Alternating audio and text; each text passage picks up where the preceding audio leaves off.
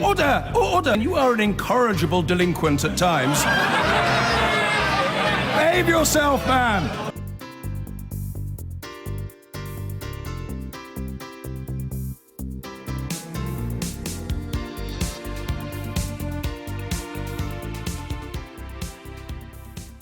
And so to the papers as ever. Tories in turmoil, says the Sunday Times. Two different stories there brought under that headline. One of them about Gavin Williamson, the Defence Secretary, who appears on a lot of front pages. And he's probably a very fine fellow. But in my view, he has a terrifying smile. Now, the Sunday Telegraph, there he is again, not smiling this time.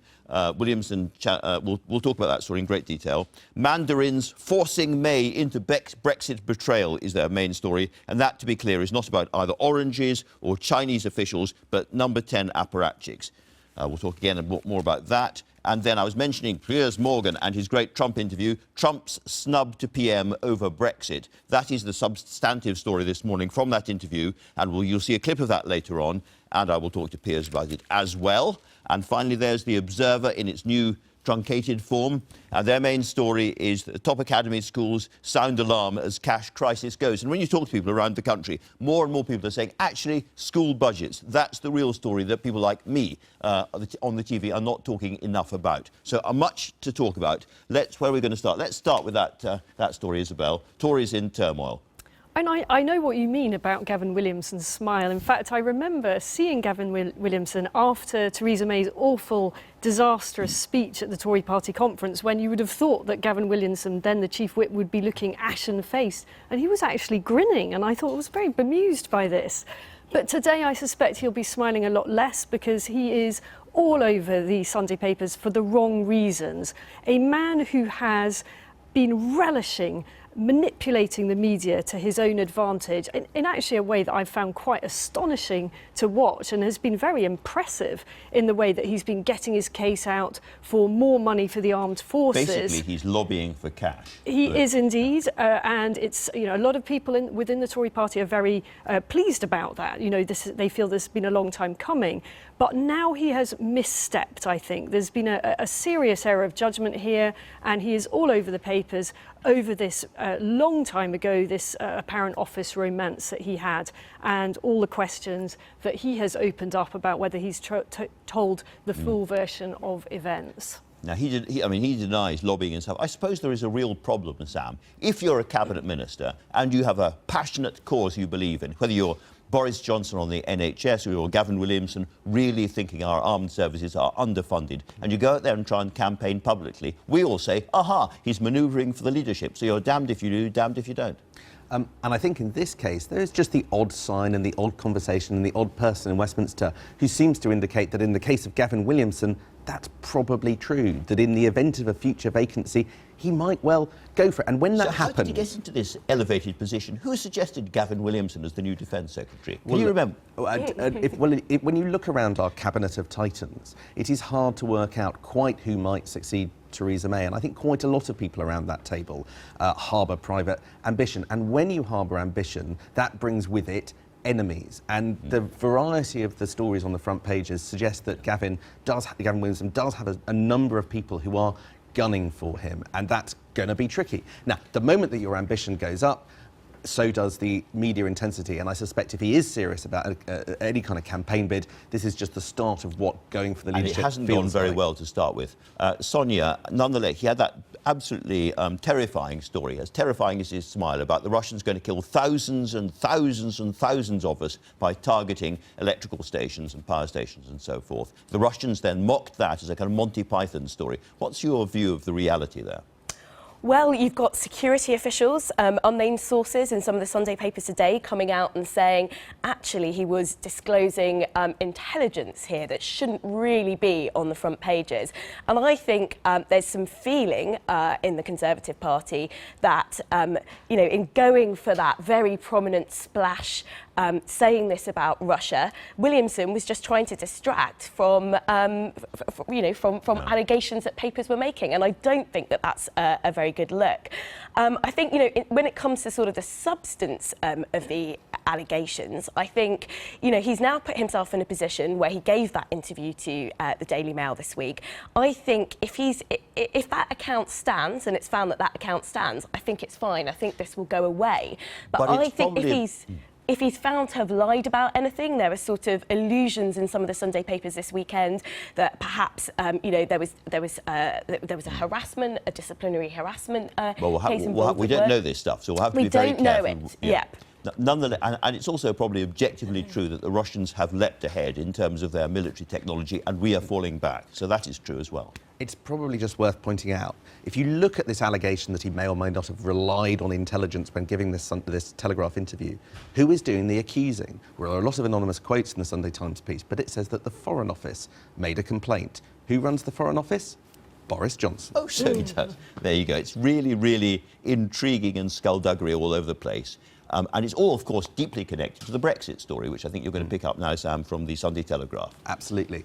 Look, it feels this week as if the foundations of Westminster are once again shaking a bit as people try to work out, as you were saying in the introduction, how long Theresa May has got, given the apparent state of her political authority. And that's the reason for that is three problems. You've got her indecision, it would appear, you've got the lack of vision that MPs complain about, and then you've got Brexit. And it does feel that over the next 6 weeks, you've got crunch time over Brexit decision-making. Now, what you're going to get in the next few days is the Cabinet trying to bring together a discussion about where to go. And I think that's going to be accompanied by quite a lot of information and analysis from the civil service, pointing out some of the dangers of where some of the options go. People like Jeremy Hayward, Ollie Robbins, putting together these packs for Cabinet Ministers. Which is the Telegraph splash, basically. And in the Telegraph, what you've got is unnamed Cabinet Ministers going, hang on a moment, this could look quite gloomy, because these people are Remainers, basically. Because these people, these civil servants, aren't non-political actors. They're trying to influence the debate. They're trying to, as it were, push the Cabinet down a particular path. Whether that's fair or not, I'm not sure, but they're going, we don't like what they're saying. Let's try and unpack a little bit of this more. This particular sort of frenzy started with the Chancellor, Philip Hammond, suggesting that after Brexit there'd be very, very little change in our trade relationships with the rest of the EU. Was that a misstep by him? Precisely what the Prime Minister does not need right now at this incredibly sensitive moment for the Brexit negotiations and for her own leadership is her Chancellor suggesting that actually what we're going to get is this new thing called Brino, Brexit in name only. Of course, he would say he wasn't talking about the deal we'd strike, but he wants a really, really relatively unchanged trading relationship afterwards. Now, the question about that, then, is if you're going to get that, what do you have to give the Europeans to achieve it? Well, I'm afraid that his way of trying to spin himself out of that hasn't worked at all with either MPs who support Brexit or, I suspect, the 17.4 million people who voted for it. And when you see in the papers, as we have done in the last 48 hours, this suggestion that actually the transition period might be extended for another year, that merely plays into people's deep-seated suspicions that it ain't gonna happen. It's not going to happen. It ain't going to happen, OK. Can I move on? I think that's enough Brexit just for the time being. We'll talk about Brexit a lot during the course of the programme. But I said earlier on, Sonia, that schools' budgets, you talk to people around the country, they raise it again and again and again. Schools in a real problem. And the NHS has got the headlines, rough sleepers have got the headlines, but schools have been slightly pushed out recently. Yeah, and that's why I picked this story. I think, you know, it's a great reminder when we're talking about high politics and Brexit that actually there is a very grim reality out there in the country, whether it is the NHS or rough sleepers or schools. And we've had the Christmas break for schools, so things have gone slightly silent on the school funding front. But now the Observer splash is top academy chains raising the alarm bells, saying that the government is not funding schools sufficiently. We know that, you know, the Institute for Fiscal Studies has pointed out that real per pupil spending is going down over the next few years. Deepest cuts to school funding since, you know, the early 1980s. We've had head teachers write to the Prime Minister, head teachers write to parents and saying, you know, we can't even afford things like toilet roll. You need to chip in here. And I think this is, you know, I think this story has very potentially significant political ramifications for the Prime Minister. So there are lots of Conservative backbenchers in marginal constituencies with schools that are going to be affected by these cuts. So I think it's going to cause problems. I think the other very interesting angle of this story is that academies are the flagship education reform of this government. Now, this raises questions about what happens if some of the bigger chains go bust. OK, let's move on. There's two other stories we absolutely must do. One is Donald Trump and one is the Labour trans story, which I'll be talking about later on. Let's start with that one. There is basically a culture war going on, Isabel Well, Hill. I think that segues quite nicely with Sonia's little party political broadcast there for the Labour Party. So, absolutely agree with you, Sonia, that there are serious problems out there, schools, NHS, all the rest of it. What is Labour tying itself in knots over? It's a question of whether people who are transgender should be allowed to run on all-female shortlists. Now, I tried before coming on the programme to get some statistics about just how many people identify as transgender. Really difficult to get those stats, but I'm going to hazard a guess it's not in the millions or even in the tens of thousands. How many of those want to run for the Labour Party on an all-female shortlist? I'm going to hazard a guess it's probably less than on the fingers of these two hands. And yet it is somehow the subject of the hour. I mean, if you go to I think it's the Marsden, one of these London clinics who talk to kids about wanting to change, who want to change their gender, the number of children wanting to do this is just shooting up at the moment. I don't know why. I mean, there is a real thing here, and ITV have been running an extraordinarily moving documentary called Transformation Street, which I found myself watching about people going through this process, and I don't think anyone who watched that programme could possibly suggest that anyone would elect to go through that traumatic surgery and all that hormonal treatment. But I do think that we need to keep a sense of proportion, and it is not the right thing for Labour to be obsessing about. Philosophical question, Sam, but I don't want to talk any more about this because I want to talk about Trump only, and you've chosen Trump. So Piers Morgan, I'll be talking to you shortly, got this interview with Trump, and he did get a real story out of that, which is Trump's quite hard-line position on Britain and Brexit, and also the EU, about which he's not a huge fan. Donald Trump is trying to be, as it were, diplomatically helpful to Britain after being very undiplomatically helpful over much of the last year. But once again, he couldn't quite help himself. He was suggesting that Theresa May should have gone in harder on the Brexit debates. He says he might come up to 2 times this year, which again won't necessarily help her. Donald Trump is trying to do a little bit of a image overhaul. He's got his State of the Union address on Tuesday. The New York Times? It's the Washington Post lead story today. And there is briefing ahead of that speech about how Donald Trump doesn't want to repeat the American carnage speech that he gave last year when he talked about the state of the US, but wants something much more low-key, which seizes on what he calls his economic successes, which economists, wonder whether or not he can really take the credit, which some economists wonder whether he can really take the credit for.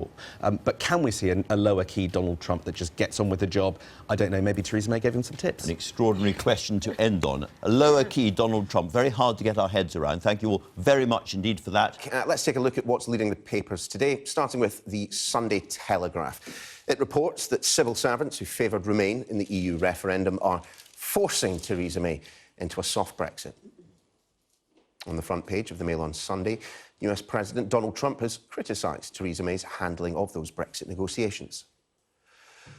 The Sunday Times leads with an undercover investigation and claims that former cabinet ministers are profiting from Brexit by offering advice to potential investors.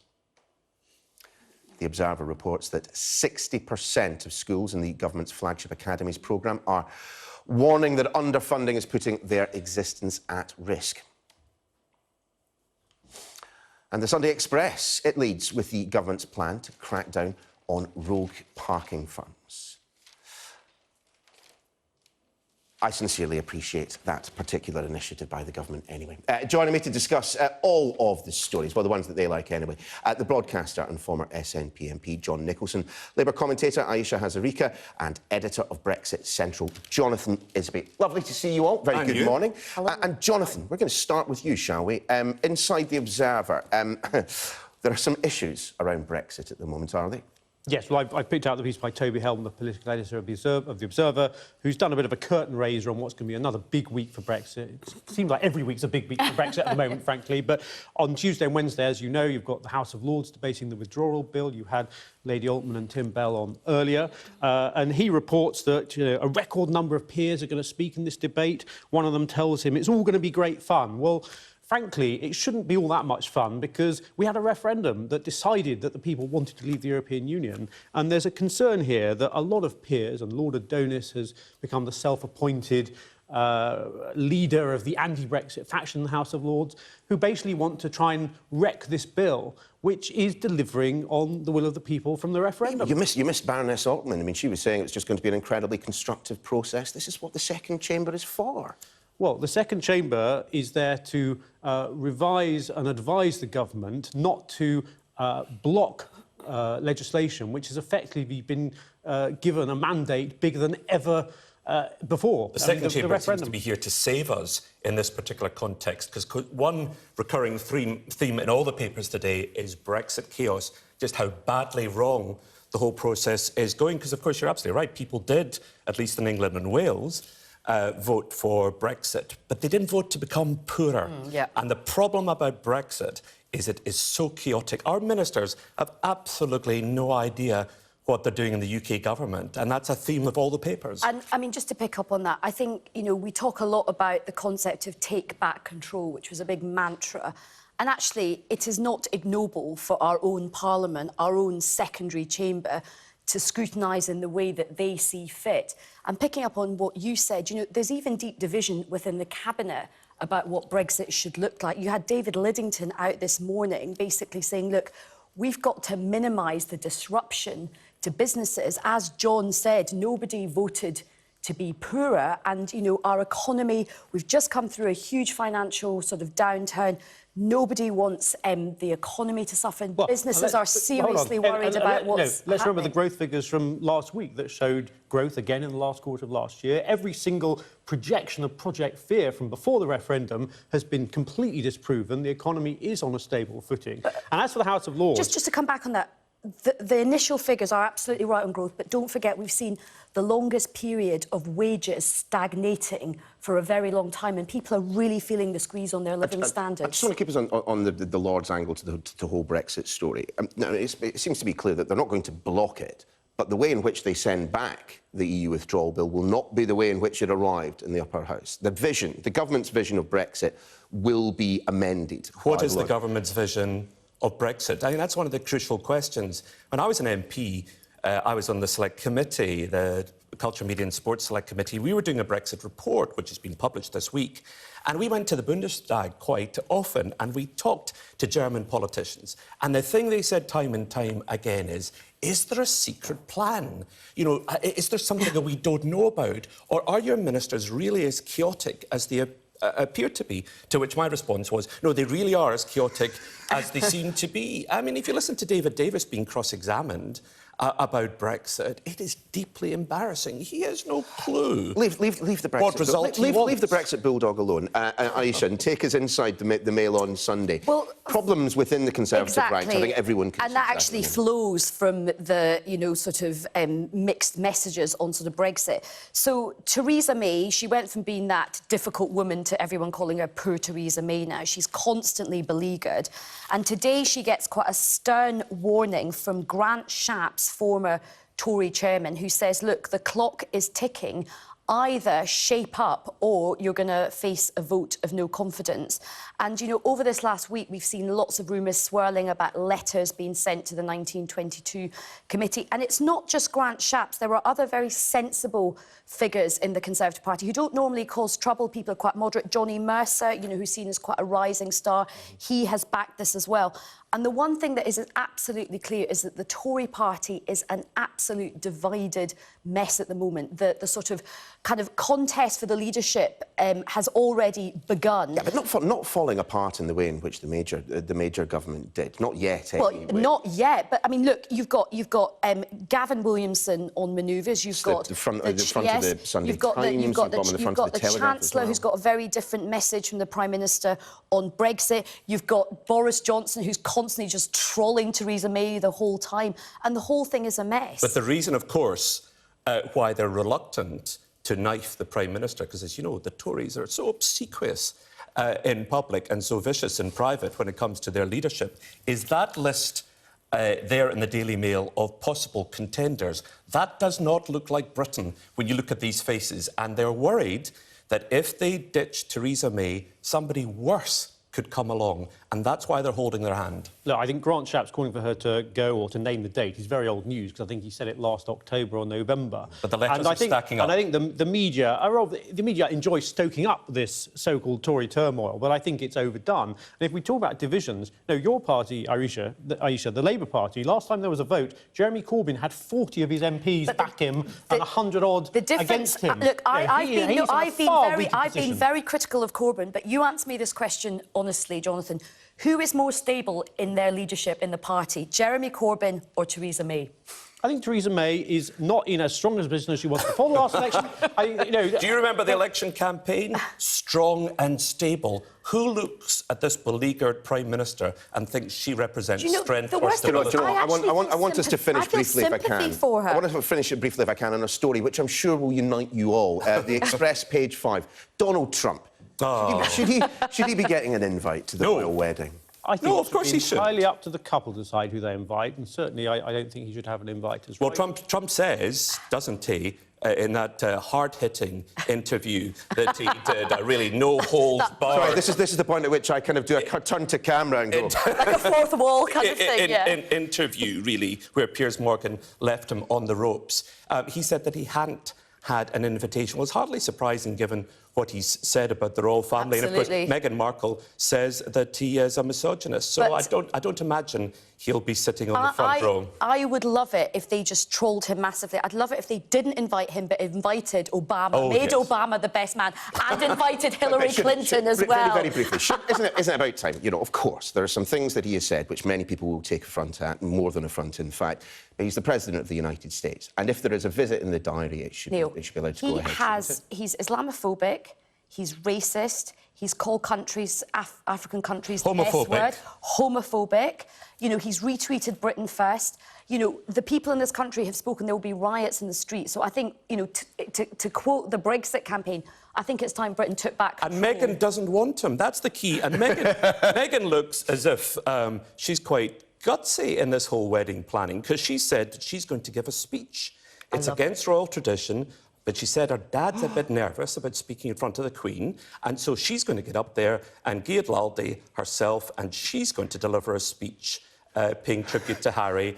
So why shouldn't she ban Trump? For non-Scottish viewers who don't understand the phrase "geeing it laldy," do check out my Twitter feed immediately after this show. Jonathan, thank you so much for being with us. Really appreciate it. Spreadsheets. As for him, well, he seems at last to have been persuaded by her to visit the UK this summer. Put out the bunting, eh, Allegra? That's if she is even there by then, Robert. It's looking pretty squeaky for her this morning because the Sunday papers are bringing news of mutiny and rivalry. They are full to bursting today. We have, where is it? The Sunday Times front page is going on these allegations about the Defence Secretary's supposed affair at a fireplace firm. You could call it an Arga saga because the firm is owned by Arga. The Defence Secretary is accused of using intelligence to distract from news of this affair. Where did that story come from? Well, look at this incendiary paragraph here. Friends of Gavin Williamson are accusing Boris Johnson's team of placing the story. So we have leadership contenders barely disguising that they want her job. And then you have here the front page of The Observer. They have this story that's interesting, that her critics are giving her 3 months to shape up or ship off. But the real pressure this morning is on Brexit. Just to choose one, we have the Sunday Telegraph. This is a story that Brexiteers think that civil servants inside government are forcing the Prime Minister to soften Brexit. Mandarins forcing May into Brexit betrayal. And a new political animal has been born, the Brino. It is the acronym coined by our guest later, Jacob Rees-Mogg, and it stands for Brexit in name only. In particular, loads and loads of Tory MPs are worried that she is about to water down Brexit. Have a look at this. This is opinion amongst Tory MPs on what they think should happen during the 2-year transition period we are heading for. They do not want us to accept free movement of people. You can see 74% of us don't want to accept free movement, and 63% don't want there to be any role for the European Court of Justice. These are both elements the EU is insisting on. Theresa May has to avoid, Robert, being trampled on by the Brino. Thanks, Allegra. Now, the newspaper headlines make pretty grim reading for the government this morning. Tories in turmoil, Brexit betrayal, PM told to raise her game, as Tory Brexit divisions erupted in public once again this week. So is the government's biggest priority now becoming its biggest headache? Morning, Home Secretary. A divided cabinet this morning? Is the cabinet looking divided this morning, Mr. Gove?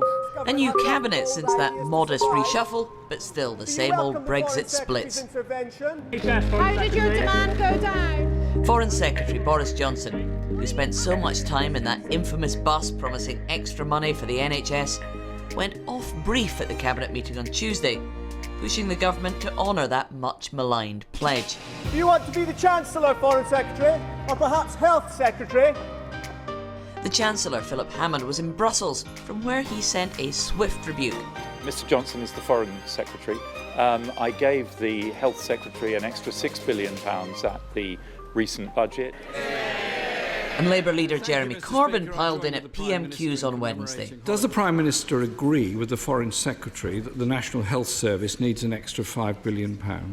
I think the Right Honourable Gentleman, as I recall, was here in this chamber for the autumn budget that was given by my Right Honourable friend, the Chancellor of the Exchequer, where he announced that we'll be putting £6 billion more into National Health Service. Meanwhile, backbench Brexiteer-in-Chief Jacob Rees-Mogg took on the Brexit Secretary David Davis over the transition deal. We are only actually out at the end of the transition. And that is a big shift in government policy and a big move away from the vote in June 2016. We're no longer members. I do not accept your description. Next day, Theresa May travelled to the World Economic Forum in Davos to heal a different divide, this time her special relationship with Donald Trump.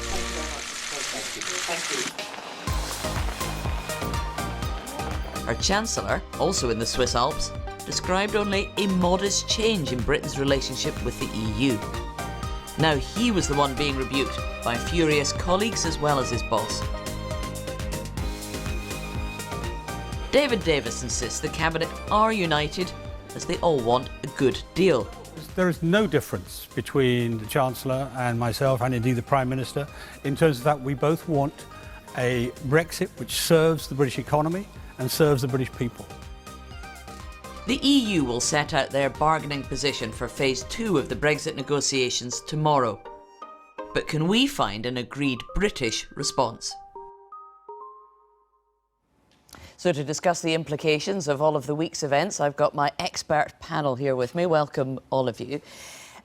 Camilla, I mean, these are quite remarkable headlines we see this morning about the party being in turmoil over Theresa May's leadership and over the direction of Brexit policy. Let's start with the Brexit policy. How deep are the divides in the Cabinet?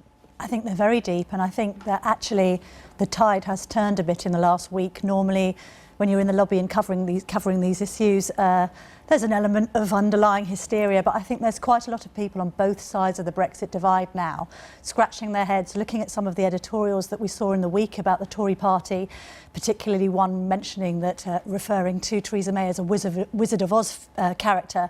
And a lot in the Tory party can't disagree with that. I think that they regard her to be a caretaker Prime Minister. A lot of them have been giving her the benefit of the doubt, particularly on the side of Brexit, because she has been consistent in the Lancaster House speech and the Florence speech about what Brexit means, that it must mean leaving the single market and the customs union. But then to have Boris Johnson and Philip Hammond freelancing on the sidelines, I think makes her look weak and unable to keep the Cabinet together, and that then gives the general impression to the country that they aren't quite in charge of things and that she particularly isn't across her brief.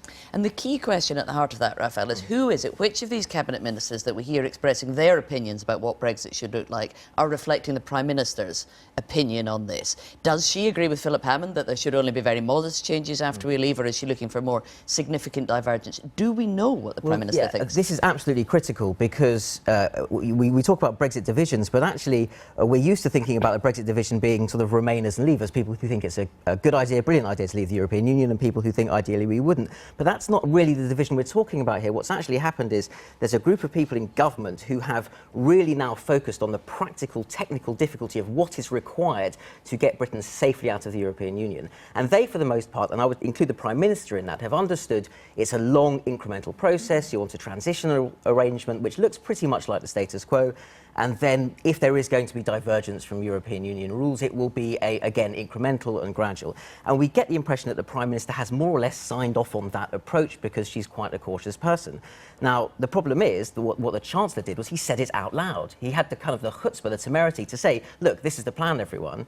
And then you have the other group of people who are the sort of the harder, more ideological Brexiteers who aren't in government, who don't have to focus on the practical reality of how you do this, who look at that and think, well, that doesn't sound much like the great, fun, heroic Brexit with all the rhetoric of emancipation and freedom. That sounds a bit boring.